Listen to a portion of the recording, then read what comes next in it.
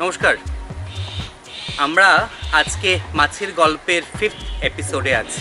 আজকে আমরা মাছ চাষের এমন একটা বিষয়বস্তু নিয়ে আপনাদের সামনে তুলে ধরব, যেটা আজকে আধুনিক সমাজের প্রয়োজন। সেটা হচ্ছে ট্যুরিজম, ভ্রমণ।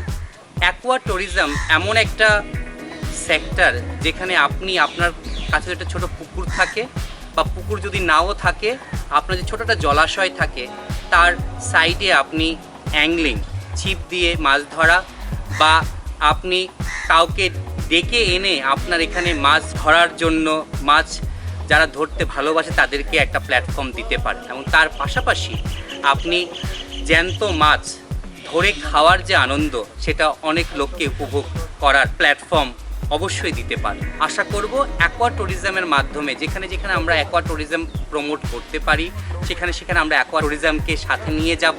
তার পাশাপাশি মাছ আর বাঙালি, এই যে বাঙালিয়ানার ভাব, সেটা আমরা সবসময় সবার সামনে তুলে ধরার চেষ্টা করি। আপনারা যেভাবে আমাদের মাছের গল্প এপিসোড এগিয়ে নিয়ে যেতে সাহায্য করছেন, আশা রাখবো আগামী দিনেও ঠিক সেইভাবে আমাদের পাশে থাকবেন, এবং আপনাদের সবার প্রয়াসে আমরা এই মাছের গল্পের এপিসোড কন্টিনিউশন আগামী দিনেও চালিয়ে যাব। নমস্কার।